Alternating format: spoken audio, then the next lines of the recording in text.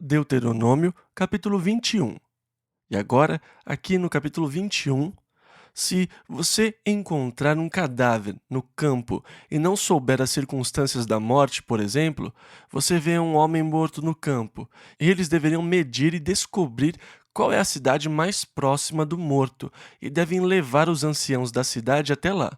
Eles devem sacrificar uma novilha e cada um deve jurar que não sabe como a pessoa morreu. E assim, as cidades estariam livres da pessoa que tinha sido morta e cujo corpo tinha sido deixado no campo. Era uma espécie de inquérito pela morte, para que pudesse ser declarada inocência pelo ocorrido. Versículo 10 ao 14. Quando saíres a peleja contra os teus inimigos e, entre os presos, vires uma mulher formosa à vista, e a cobiçares e a tomares por mulher, então a trarás para a tua casa, mas primeiro ela rapará a cabeça e cortará as suas unhas, e despirá o vestido do seu cativeiro, e depois de um mês inteiro tu serás seu marido, e ela tua mulher. E serás que, se te não contentares dela, a deixarás ir à sua vontade, mas de modo algum a venderás por dinheiro. Agora, naqueles dias, eles tinham escravos e vendiam pessoas, e os cativos normalmente eram vendidos como escravos. E se você a tomar como esposa, você pode se divorciar dela, mas não poderá vendê-la como escrava. Versículo 14 ao 16. De modo algum a venderás por dinheiro. Quando um homem tiver duas mulheres, uma a quem ama e outra a quem despreza, e se o filho primogênito for da desprezada, será que, no dia em que fizer herdar a seus filhos, não poderá dar a primogenitura ao filho da amada, preferindo-o ao filho da desprezada, que é o primogênito? Ou seja, você não pode trocar a herança dos filhos. Não importa se você não liga para a mãe dele, você tem que dar ao primogênito a primogenitura. Agora, naqueles dias, filhos teimosos e rebeldes tinham um grande problema. Versículo 18 e 20. Se você tiver um filho contumaz e rebelde, e, castigando-o eles, lhes não der ouvidos, você fez de tudo para corrigi-lo. Então, todos os homens da sua cidade o apedrejarão. Digamos que eu tenho um filho teimoso e rebelde, e que eu já tenha feito de tudo para corrigi-lo. Ele é incorrigível. Eu não consigo lidar com ele. Ele seria apedrejado até a morte. E eu diria, versículo 20, este nosso filho é rebelde e contumaz, não dá ouvidos à nossa voz, é um comilão e um beberrão. A penalidade era o apedrejamento. Versículos 22 e 23. Quando também em alguém houver pecado, digno do juízo de morte, e for morto, e o pendurares no madeiro, o seu cadáver não permanecerá no madeiro, mas certamente o enterrarás no mesmo dia, porquanto o pendurado é maldito de Deus. Assim não contaminarás a tua terra, que o Senhor teu Deus te dá em herança. Agora, isto aqui se torna muito interessante. Qualquer um que seja pendurado no madeiro é maldito de Deus. Paulo, falando aos Gálatas, capítulo 3, versículo 13, diz que Cristo se faz maldição por nós, porque está escrito: maldito todo aquele que for pendurado no madeiro. Paulo estava se referindo a este versículo aqui em Deuteronômio. Paulo mostra que Cristo tornou-se maldição por nós por ter levado os nossos pecados sobre si, quando foi pendurado sobre o madeiro. Ele se fez maldito de Deus. Ele levou a maldição de Deus contra o pecado. Quando Adão pecou, ele trouxe a maldição de Deus sobre o homem, sobre a mulher e sobre a terra. Deus disse a Adão que ele seria amaldiçoado, que a terra não iria mais produzir para ele, mas que ele passaria a comer o pão do suor do seu rosto. A terra, na verdade, passaria a produzir espinhos e cardos. Colher o resultado da sua safra não vai mais ser fácil. Você passou a ter que fazê-lo no suor do seu rosto. Até então, a terra vinha produzindo. Você podia sair, pegar o que quisesse e desfrutar dele. Agora, a maldição trouxe os espinhos e os cardos, e trouxe o trabalho árduo para o homem, que passa a conseguir o sustento do solo com dificuldade. Para a mulher, a maldição foi a dor no parto na hora de dar à luz. Para a terra, a maldição foi produzir cardos e espinhos. E assim, houve uma espécie de maldição tripla sobre o homem, sobre a mulher e sobre a própria terra. E também sobre a serpente, é claro, que passou a se rastejar pelo chão sobre seu ventre. Agora, Cristo nos resgatou, nos redimiu da maldição da lei, tornando-se maldito em nosso lugar. Porque está escrito: maldito todo aquele que for pendurado no madeiro. E então, veja, na verdade, a lei me amaldiçoa. Se eu estivesse vivendo sob a lei, eu seria apedrejado até a morte. A lei me condena à morte. Mas Cristo me redimiu da maldição da lei, porque ele se fez maldição por mim. Ele levou a maldição por mim. Porque está escrito: maldito todo aquele que for pendurado no madeiro. Quando ele foi crucificado, ele levou a maldição de Deus. Na verdade, é interessante que, quando os soldados romanos lhe fizeram uma coroa, que tipo de coroa foi feita? Foi uma coroa de espinhos. E de onde vieram os espinhos? Eles vieram da maldição. Então, a coroa que ele levou sobre a sua cabeça, na verdade, era um símbolo da maldição de Deus contra a terra por causa do pecado. A coroa de espinhos se encaixa perfeitamente porque ele veio para levar a maldição de Deus contra o seu pecado e, pendurado na árvore, redimiu você da maldição da lei. Deuteronômio, capítulo 22. Agora, aqui no capítulo 22. Naqueles dias, eles puniam as pessoas por não se envolverem. Versículo 1 ao 3. Vendo extraviado o boi ou ovelha de teu irmão, não te desviarás deles. Se você não for pegar um animal, você está em erro. Restituí-los-ás sem falta a teu irmão. E se teu irmão não estiver perto de ti, ou não o conheceres, recolhê-los-ás na tua casa, para que fiquem contigo, até que teu irmão os busque, e tu lhes restituirás. Assim também farás com o seu jumento, e assim farás com as suas roupas. Assim farás também com toda a coisa perdida, que se perder de seu irmão, e tu a achares, não te poderás omitir. Em outras palavras, se você encontrar alguma coisa perdida, você deve tentar restaurá-la ao seu dono. Você não deve tentar escondê-la para ficar com ela. Versículos 4 ao 5. Se vires o jumento que é de teu irmão ou o seu boi caídos no caminho, não te desviarás deles, sem falta o ajudarás a levantá-los. Não haverá traje de homem na mulher, e nem vestirá o homem roupa de mulher, porque qualquer que faz isto, abominação é ao Senhor teu Deus. Agora, sabem, nós estamos vivendo numa época muito estranha, onde os homens estão descontentes em serem homens e passam por cirurgias para se tornarem mulheres. E nós temos outros homens que não estão contentes por serem homens e usam vestidos e colocam maquiagem, essas bobagens. E às vezes eu gostaria de estar vivendo no Velho Testamento. Essas coisas são abominação para Deus. E agora eles dizem: ah, mas e as mulheres que usam calças? Bem, deixe-me dizer uma coisa, eu nunca usei nenhuma das calças que as mulheres usam. Eu não acho que elas são roupas para homem. Mas a ideia por trás desta lei é o lesbianismo ou homossexualismo, onde você simula ser do sexo oposto ou procura ser do sexo oposto. E é sobre isso que ele está falando aqui. Mulheres que querem se passar por homens e homens que querem se passar por mulheres.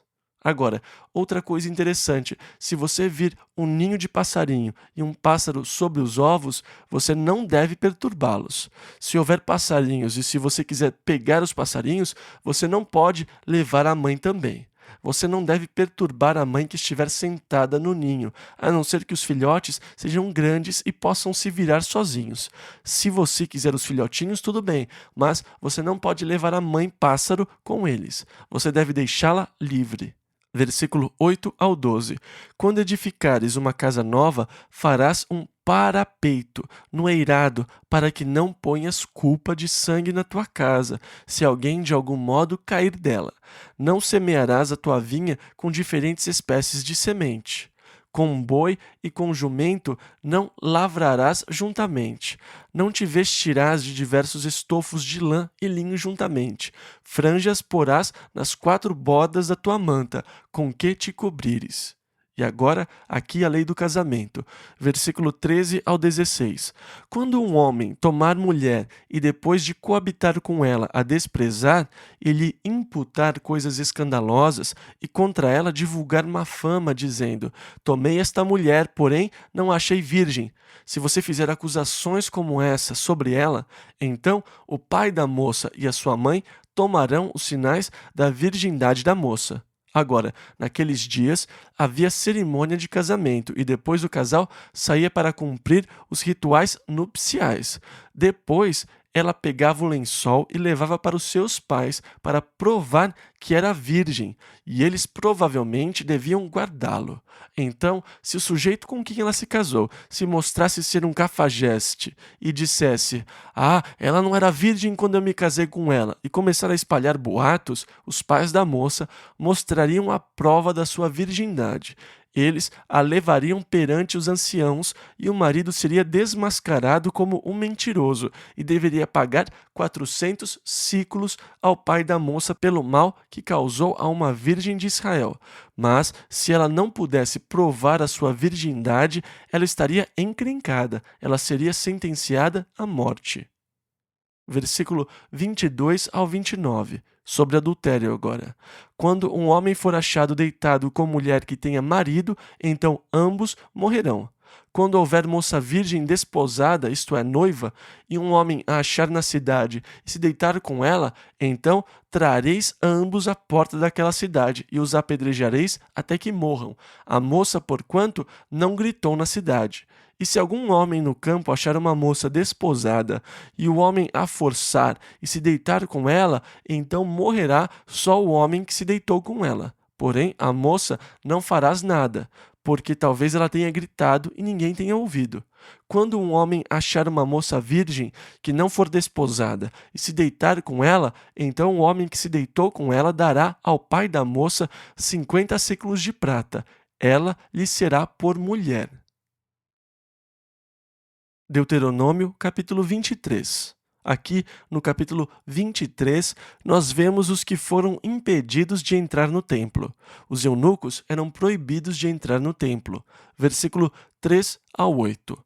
Nenhum amonita nem moabita entrará na congregação do Senhor até a sua 10ª geração, porquanto não saíram com pão e água no deserto quando saíeis do Egito, e porquanto alugaram Balaão para te amaldiçoar. Não lhes procurarás nem paz nem bem. Não abominarás o edomeu, pois é teu irmão, nem abominarás o egípcio, pois estrangeiro foste na sua terra. Os filhos que lhes nascerem na 3ª geração, cada um deles entrará na congregação do Senhor. Agora, há certas regras sobre impureza e higiene dadas aqui, e que são muito práticas, e eu não preciso ler nem relatá-las a vocês. Versículo 15 ao 24. Não entregarás a seu senhor o servo que, tendo fugido dele, se acolher a ti. Não haverá prostituta dentre as filhas de Israel, nem haverá sodomita dentre os filhos de Israel. Não trarás o salário da prostituta, nem preço de um sodomita à casa do Senhor teu Deus por qualquer voto, porque ambos são igualmente abominação ao Senhor teu Deus. A teu irmão não emprestarás com juros, nem dinheiro, nem comida, nem qualquer coisa que se empreste com juros. Ao estranho emprestarás com juros, porém a teu irmão não emprestarás com juros, para que o Senhor teu Deus te abençoe em tudo o que puseres a tua mão, na terra a qual vais a possuir. Quando fizeres algum voto ao Senhor teu Deus, não tardarás em cumpri-lo, porque o Senhor teu Deus certamente o requererá de ti, e em ti haverá pecado. O que saiu dos teus lábios guardarás e cumprirás, tal como voluntariamente votaste ao Senhor teu Deus, declarando-o pela tua boca. Quando entrares na vinha do teu próximo, comerás uvas conforme ao teu desejo até te fartares, porém não as porás no teu cesto. Em outras palavras, se você entrar num campo, você pode comer todas as uvas que puder enquanto estiver no campo, mas você não pode levá-las para fora do campo, exceto no seu estômago. Versículo 25: Quando entrares na seara do teu próximo, com a tua mão arrancarás as espigas, porém não porás a foice na seara do teu próximo. Em outras palavras, você pode levar o que puder carregar com as suas mãos, mas não pode usar a foice para colher. Deuteronômio, capítulo 24, versículo 1. Quando um homem tomar uma mulher e se casar com ela, então será que, se não achar graça em seus olhos, por nela encontrar coisa indecente, far-lhe-á uma carta de repúdio e lhe dará na sua mão e a despedirá da sua casa. E esta é a lei do divórcio. Agora, o que constitui coisa indecente? Um homem se casa com uma mulher e encontra alguma indecência. Alguns dizem, bem, ele descobriu que ela não era virgem. Não, não é, porque isso já foi tratado nas leis anteriores. Se ele disser que ela não é virgem e eles não puderem provar, ela é condenada à morte. Então, a coisa indecente não é porque ela não era virgem quando eles se casaram. Não era isso, e esse era um grande debate entre os judeus. O que constituía a coisa indecente? E uma escola rabínica dizia, bem, se ela não era virgem, mas não podia ser isso porque Deus já tinha tratado disso em outras leis. E então isso deixa em aberto o que poderia constituir coisa indecente. E isso é um assunto em aberto. Agora, com certeza, eles se tornaram extremamente liberais na interpretação deste assunto. Uma escola rabínica ensinava que se ela não preparasse o seu café da manhã como lhe agradava, era coisa indecente. Você podia lhe dar uma carta de divórcio por isso. E naqueles dias, o divórcio era muito fácil. Tudo o que você fazia era escrever: eu me divorcio de você, e entregar a ela. Pronto. Agora, Jesus foi provocado sobre este mesmo assunto. O desafio era: o que constitui coisa indecente? Certo dia, procuraram Jesus com uma pegadinha, com uma armadilha. Eles perguntaram: é lícito ao homem repudiar sua mulher por qualquer motivo? Agora, aqui a lei mosaica diz que, se ele achar coisa indecente em sua mulher, ele pode lhe dar uma carta de divórcio. E eles sabiam que Jesus estava ensinando um código mais rigoroso. Por isso, eles o procuraram, querendo armar uma cilada. É lícito ao homem repudiar sua mulher por qualquer motivo? E Jesus disse: qualquer que repudiar sua mulher, não sendo por causa de fornicação, e casar com outra, comete adultério. E o que casar com a repudiada também comete adultério. Aham, ele caiu direitinho na armadilha. Era isso mesmo que eles estavam esperando que ele dissesse. Então, eles perguntaram novamente: então por que mandou Moisés dar-lhe carta de divórcio e repudiá-la? Eles achavam que eles o tinham pegado. Nós o pegamos porque isso é prova de que Deus deu a lei de Moisés. Pronto. Não há nenhuma dúvida a este respeito. Este é um fato estabelecido. A lei veio de Deus para Moisés. Então, na verdade, Jesus se colocou em conflito com o que Deus declarou.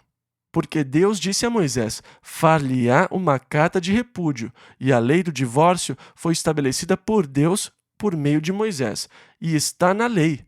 E como Jesus disse aquilo de maneira tão direta, ele se colocou em desacordo com Deus, exatamente o que eles queriam. Mas Jesus continua e diz: mas ao princípio não foi assim. Agora, a lei foi dada mais tarde, a lei veio muito tempo depois. Ao princípio.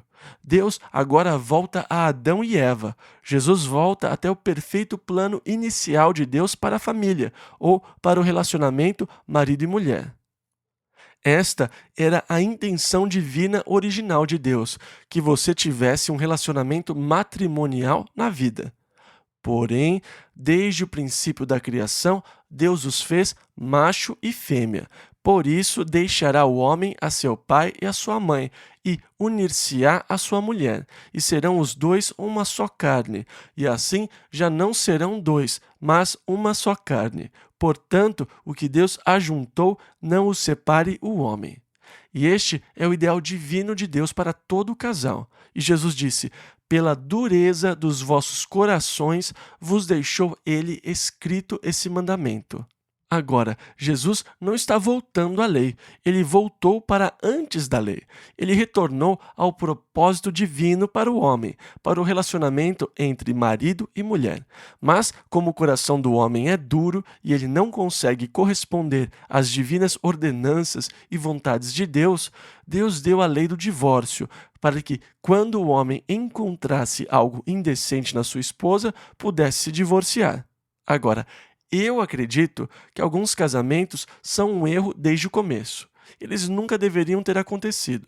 Muitas vezes, os jovens se casam baseados num conceito completamente errado sobre o casamento. Do tipo, eu estou cansado de viver em casa, eu não quero mais receber ordens dos meus pais, eu vou fugir, eu vou me casar, eu quero a minha liberdade. E você diz, quando vai se casar? Ah, nós vamos nos casar na primeira oportunidade. E muitas vezes eles não usam bom senso, nem fazem bom juízo na escolha do seu companheiro. Ele era bem bonito e jogava no time da escola, era o atacante. Ah, eu estou apaixonada. Mas o rapaz é um grosso e muito rude em casa, como era no campo de futebol. Ele não tem amor, não se preocupa, não tem carinho. O casamento foi um erro desde o princípio. Ele usa sua esposa como saco de pancadas. Ele extravasa toda a sua agressão com ela. E a pobrezinha apanha aterrorizada. Agora Deus diz: bom, mocinha, você cometeu um erro, agora tem que sofrer as consequências. Você tem que se conformar em ser o saco de pancadas do seu marido e vai ter que viver com ele pelo resto da sua vida com medo dele. Eu não acredito nisso. Eu não creio que Deus exija isso. Eu não acredito que Deus quisesse que o casamento fosse uma paranoia, que você deva viver em constante terror. Eu não acho que essa jamais tenha sido a intenção de Deus. Na verdade, Deus disse aos maridos: maridos, amai vossas mulheres, como também Cristo amou a igreja, e a si mesmo se entregou por ela. Mas o coração de algumas pessoas se endureceu contra o ideal divino estabelecido por Deus, e elas acabam se casando com pessoas medíocres. E Deus, sabendo que as pessoas não conseguiriam alcançar aquele ideal, criou uma alternativa e colocou a lei do divórcio na lei que ele deu a Moisés. Mas este não é o melhor para a vida de ninguém. O melhor e principal ideal que Deus deu é que a pessoa tenha um casamento por toda a vida. Agora, aos que cometeram erros ou que não podem viver assim, Deus desenvolveu um plano alternativo: faça uma carta de divórcio. Agora, é óbvio que isso aconteceria logo. Se ele se casar com ela e descobrir algo indecente nela, em outras palavras, se assim que você se casar você perceber que foi erro, então você pode lhe dar uma carta de divórcio. Se ela conhecesse outro homem, se ela casasse com ele e se outro homem depois de um tempo morresse, você poderia pensar, bem, ela não era tão ruim assim, talvez eu a tome de volta. Não, você não pode fazer isso. Você já se divorciou dela uma vez, não pode tomá-la de volta como sua esposa. Isso seria abominação para o Senhor. Então, a lei do divórcio é interessante, porque na lei Deus coloca algumas condições. E Jesus declarou: a lei foi dada pela dureza dos vossos corações, porque o homem não conseguia atingir o ideal divino estabelecido por Deus. Seria muito melhor se nós conseguíssemos alcançar o ideal divino, mas como nós não conseguimos, Deus fez um escape através do divórcio. Versículo 5: quando um homem for recém-casado, não sairá à guerra, nem se lhe imporá encargo algum. Por um ano inteiro ficará livre na sua casa, para alegrar a mulher que tomou. Com algumas esposas, não seria muita alegria, né? Depois de alguns meses. Versículo 6: não se tomará em penhor as mós. Agora, o motivo pela qual você não deveria tomar as mós em penhor é porque elas eram o sustento da pessoa. Você usava mós para moer o trigo e outras coisas. Se você não tivesse a sua mó, você ficaria sem pão. Então, você não poderia tomá-las como penhor de uma dívida. Versículo 7 ao 9. Quando se achar alguém que tiver furtado ou sequestrado um dentre os filhos de Israel por dinheiro, esse ladrão morrerá. Isso para os sequestradores, pena de morte. Guarda-te da praga da lepra, e faças tudo o que te ensinarem os sacerdotes levitas. Lembra-te do que o Senhor teu Deus fez a Miriam, quando ela se voltou contra Moisés. Então, honrem a liderança. E ele dá mais leis com relação ao penhor que poderia ser tomado e ao que não poderia ser tomado. Você não deveria tomar a coberta como penhor, porque à noite ele poderia passar frio e dizer: Deus, eu estou com frio, e poderia começar a orar para Deus, e Deus iria colocar isso contra você, porque você tomou a coberta dele. Então, você teria problemas porque o homem ficaria reclamando com Deus, mas a culpa seria sua. Você não quer fazer nada que leve o seu próximo a reclamar com Deus, porque Deus cobrará isso de você. E se você contratar alguém, você deve pagá-lo no final do dia, para que ele não fique faminto e reclame a Deus. Ah, Deus, ele não me pagou e eu estou com tanta fome. Ah, Deus, eu estou faminto. E Deus colocaria isso sobre você, porque é por sua causa que ele está incomodando Deus. Versículos 16 e 17. Os pais não morrerão pelos filhos, nem os filhos pelos pais. Cada um morrerá pelo seu pecado. Não perverterás o direito do estrangeiro e do órfão, nem tomarás em penhor a roupa da viúva. Deus cuida do estrangeiro, do órfão, do abatido, do rejeitado, e assim por diante. Deus tem um cuidado especial por eles. Agora, se depois de colher o fruto da sua safra, você se lembrar que deixou um feixe no campo, não volte para pegá-lo, deixe para o pobre, eles podem entrar depois de você e pegá-lo. Versículo 20. Quando sacudires a tua oliveira, não voltarás para colher o fruto dos ramos. As azeitonas que ainda estiverem verdes, que não estiverem prontas para serem colhidas, deixe-as na árvore. Assim o pobre pode entrar no seu pomar e colher as azeitonas que você deixou. Versículo 21. Quando vindimares a tua vinha, não voltarás para rebuscá-la. Para o estrangeiro, para o órfão e para a viúva será. Ou seja, deixe as verdes, as que não estiverem completamente maduras, mas não entre para colher da sua vinha uma segunda vez. Você tem uma tentativa para colher da sua safra. O que você não colher, deixe para os pobres. Este era um excelente programa de assistência social. O pobre sempre poderia entrar nos campos e colher o que lá tivesse sido deixado. Agora, eu reparei uma coisa quando eles colhem repolhos por aqui. Na verdade, eles deixam no campo quase tanto quanto eles colhem. Como seria maravilhoso se, em vez de arar a terra com o repolho que sobrou no campo, o pobre pudesse entrar e se servir do repolho, do aipo, da alface, que não forem colhidos nas diversas plantações. Isso é muito melhor do que arar por cima de tudo. Tudo está lá, você diria. Muito bem, podem entrar e se servir. E as pessoas entrariam e colheriam para elas mesmas. Era isso o que eles faziam naqueles dias. Você iria sacudir a sua oliveira uma vez, e o que caísse dessa primeira sacudida, você poderia colher, e depois você tinha de deixar o que não tinha caído, e o pobre então poderia entrar, e eles poderiam colher o suficiente para eles mesmos. E por isso este era um excelente programa de assistência social. Você deveria deixar para eles. Você não poderia colher uma segunda vez, pois aquilo era para o estrangeiro, para o órfão e para a viúva. Deuteronômio, capítulo 25. E aqui no capítulo 25, ele continua com estas regras interessantes. Versículos 1 e 3. Quando houver contenda entre alguns e vierem a juízo para que os julguem, ao justo justificarão e ao injusto condenarão. E será que, se o injusto merecer açoites, 40 açoites lhe fará dar, não mais.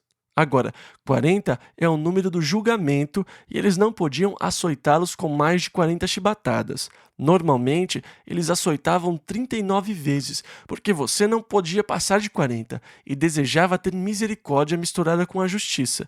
Então, a sentença era sempre de 39 açoites.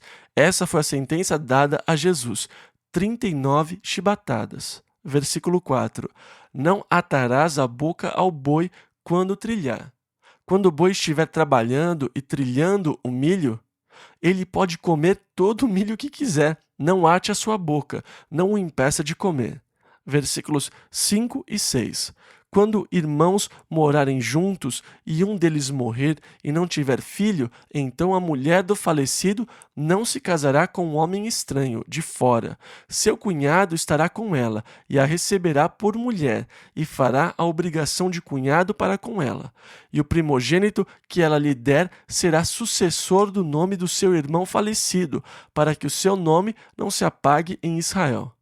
Esta foi uma ótima provisão para que o seu nome não morresse em Israel. Você se casou com uma moça e morreu, então o seu irmão teria que se casar com ela. O primeiro filho teria o seu nome, para que o seu nome não morresse em Israel.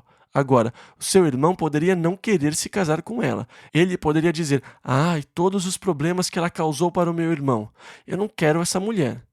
Ele teria que se apresentar perante os anciãos da cidade e dizer: "Eu não quero me casar com ela." Ele iria tirar o sapato e entregar a ela. Ela, por sua vez, cuspiria na cara dele. E eu não estou brincando aqui. Versículos 9 e 10. Então, sua cunhada se chegará a ele na presença dos anciãos. Ele descalçará o sapato do pé. Ele cuspirá no rosto e protestará e dirá: "Assim se fará ao homem que não edificar a casa de seu irmão, e o seu nome se chamará em Israel, a casa do descalçado." Então você se torna uma espécie de vilão em Israel. Você seria o cafajeste que não quis cumprir a lei, que não quis suscitar herdeiro ao seu irmão e manter o nome dele vivo. Você seria chamado a casa do descalçado. Que título, hein, você teria que carregar com você mesmo?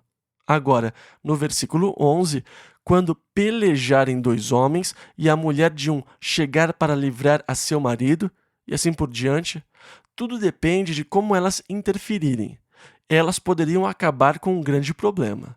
Versículo 13: na tua bolsa não terás pesos diversos, um grande e um pequeno.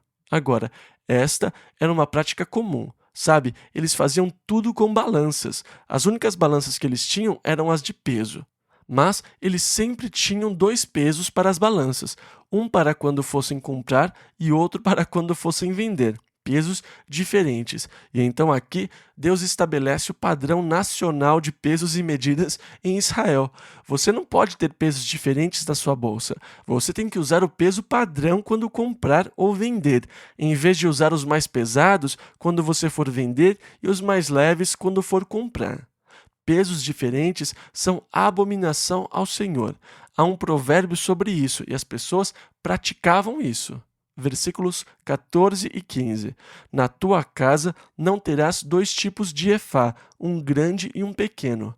Peso inteiro e justo terás, efá inteiro e justo terás. Em outras palavras, Deus quer que vocês sejam honestos quando fizerem negócios um com o outro, sem engano ou trapaça. Versículo 16.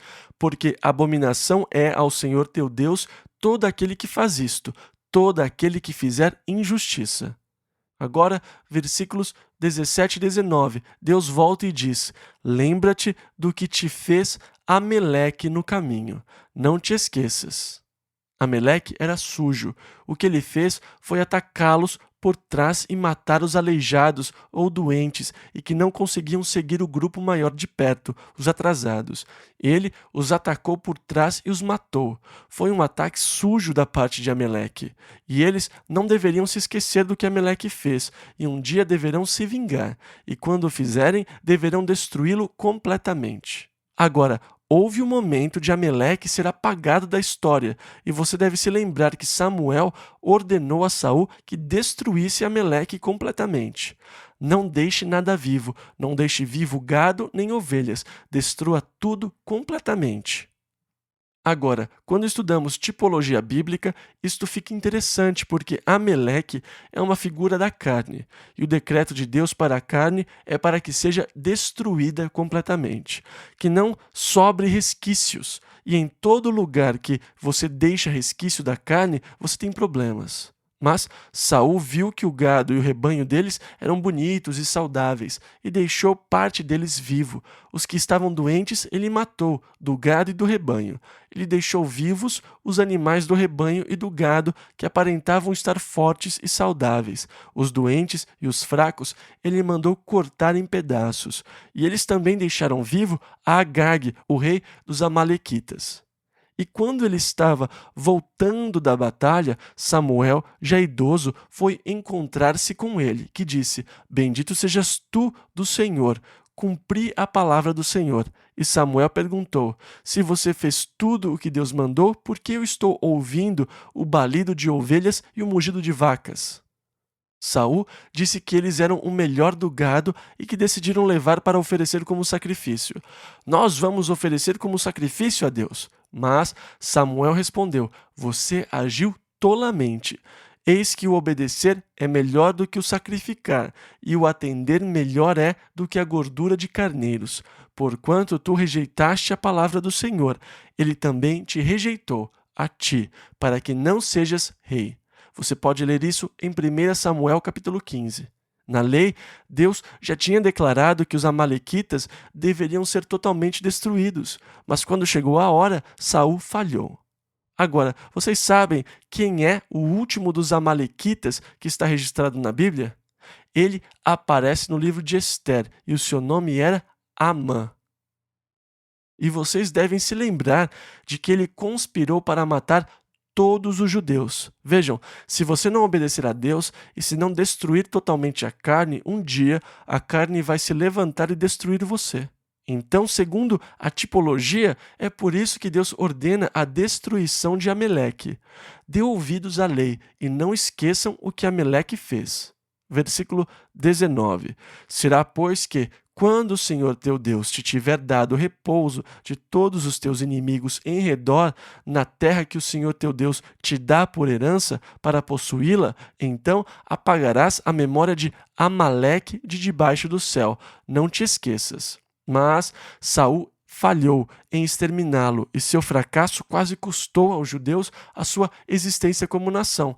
Amã chegou a marcar o dia para a exterminação de todos os judeus, e foi porque Deus interveio divinamente por meio de Ester que os judeus foram salvos. A história de Ameleque é interessante se você a seguir segundo a tipologia bíblica. Ela é realmente fascinante. Vamos ficar em pé. Que a mão de Deus esteja sobre as suas vidas de um modo especial nessa semana. Nós estamos chegando àquela época agitada, quando as pessoas se preparam para observar o nascimento do nosso Senhor. Que o Senhor os guarde da loucura dessa época do ano, da loucura dessa temporada. Que seja um período de verdadeira reflexão sobre o Senhor, sobre o que a vinda de Cristo significa para você pessoalmente, sobre o presente que Deus lhe deu, seu único Filho, a vida eterna, seu Espírito Santo. Que esta época do ano seja maravilhosa, porque sabemos que Deus se importa conosco e que nos ama mais do que jamais poderemos entender. Ele quer que você conheça e experimente esse amor. Que nessa semana vocês possam sentir o amor transbordante de Deus. Deixe que ele flua, deixe-o transbordar, em nome de Jesus.